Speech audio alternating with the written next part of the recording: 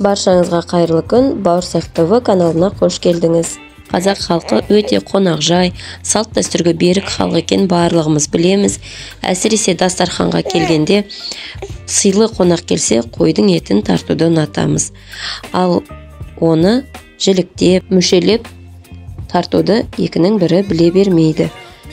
Қазіргі жастарымызға үлгі болсын деп, ал өзімнен үлкен көрермендерім болса, маған білмеген жерлерімді түзетіп, комментарийға жаза отырсын деген ниетпен өз білгенімді ортаға салып, қойды мүшелеуді көрсеткім келді.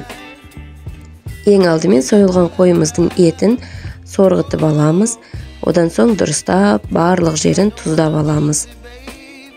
Тұзымызға сарымсақ, яғни чеснокты ұсақтап, турап, араластырып қосып жіберсек, өте дәмді, иісі хош иісті болып шығатын болады. Менің ұстап тұрғаным жамбас еті және де оның қасындағы жілігі ортан жілік. Бұл жамбасты көбінесе ақсақалдарға, құдаларға, үлкен кісілерге қонақ келгенде асамыз. Шатасатын болсаңыз, мына жердегі жамбастың ойығы болады, содан білсеңіз болады. Жамбас пен ортан жілігіміз екі жұп болып келеді. Барлығын тұздап, реттеп аламыз. Келесі ұстап тұрғаным жауырын. Жауырынды ақсақалдарға, қарияларға ұсынатын болсақ, ол кісілердің ренішін тудыруы мүмкін. Бұл үлкен қателік болады. Жауырынды жауға асады деп те жатады. Немесе өзіңмен құрдас шамалас адамдарға асуға болады екен.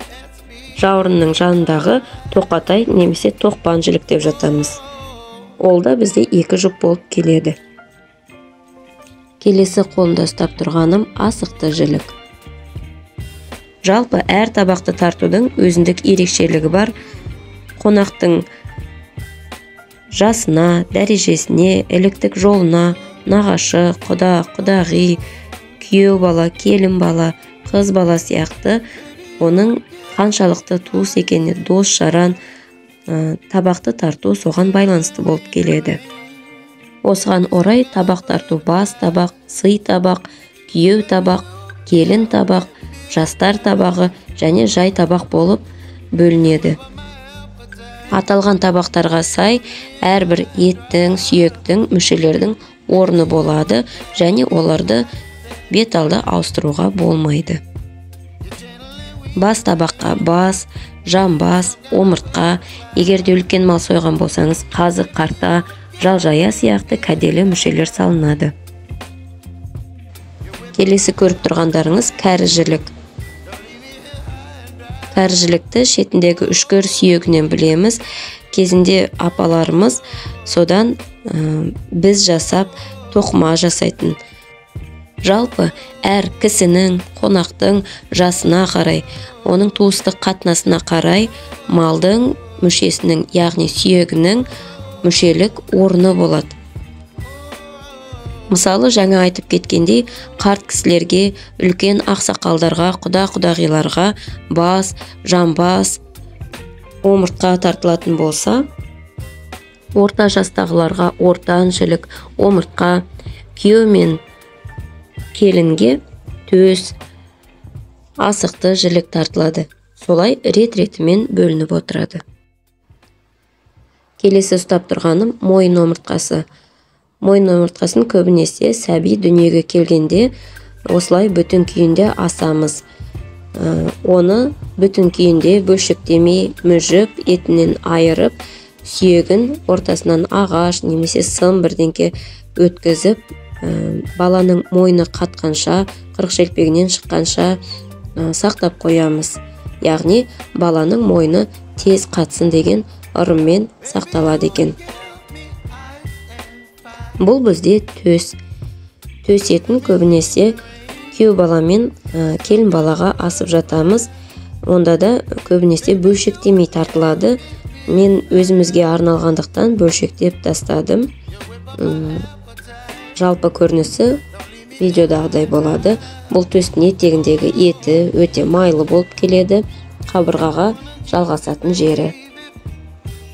Бұл бізде қабырға омыртқаның екі жағына екі қатар болып түседі.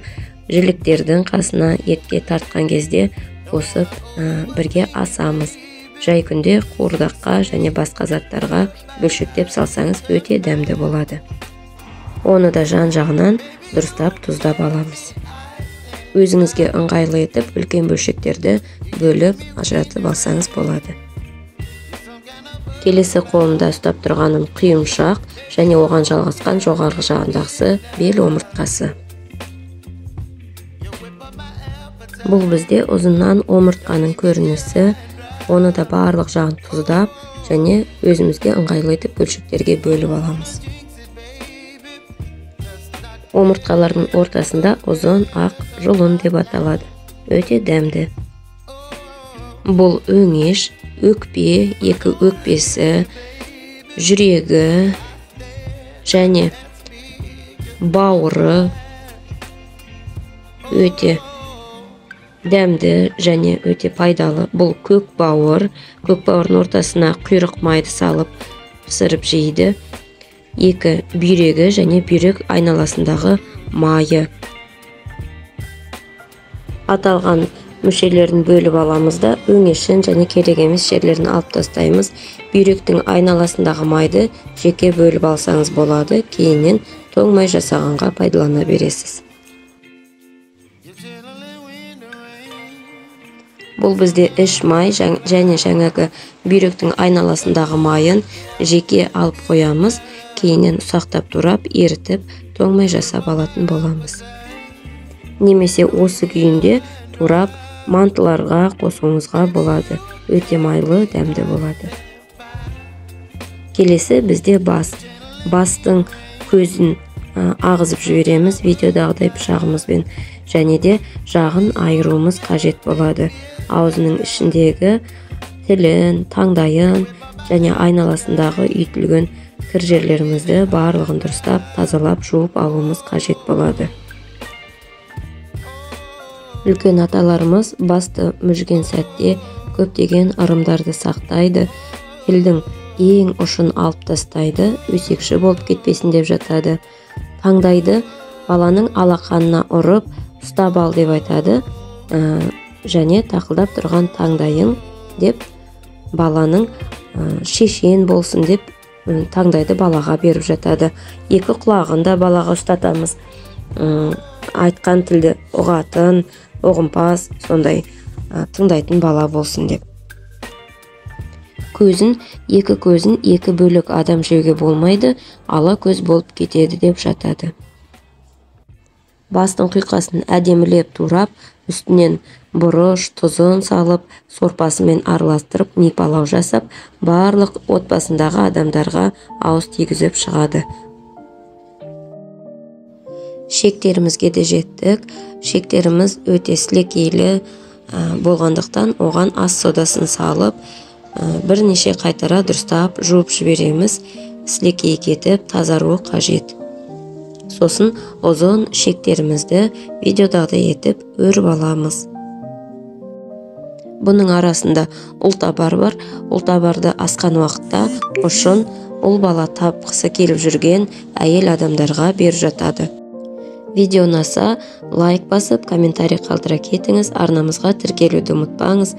Кем-кетік қателік жіберген жерлерім болса, ескертіп жаза кетуіңізді сұраймын. Менің білмеген жерімді сіздер толықтырыңыздар. Жастар пайдалы болса, комментарий қалдыра кетіңіздер.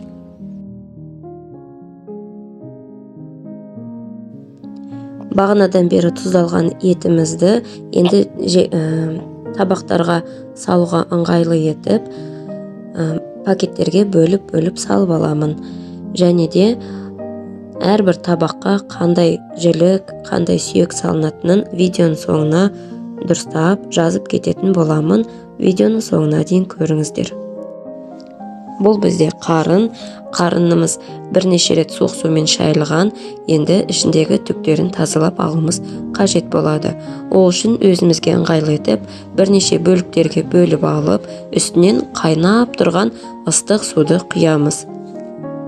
Абай болыңыздар, қолдарыңызды күйдіріп алмаңыз.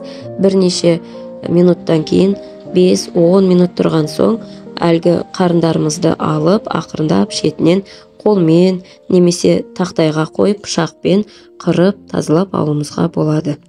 Жеңіл түсіп қалатын болады. Бауырды жеке алып қалдым. Қалған шек қарын, жүрек, бүйрек, өкпе, көк бауырды барлығын қосып бірге пысқылап аламын. Пысқан соң бұларды ет тартқыштан өткізіп, шек қарын фарш қылып, ливерный фарш қылып жасап аламын. Кейін пирожки пісірсақ та, манты пісірсақ та пайдалана береміз. Бұл біздің бағанағы іш майдан ертіп алған тоң майымыз. Видеосын жеке қалдырып кетемін. Қарсы алғанның белгісін қабағынан танимын, сыйлағанның белгісін табағынан танимын дейді екен. Барлығымыз біле жүрейік. Қателіктерім болса, комментарий бөліміне жаза кетіңіздер. Ас болсын, сау болыңыздар.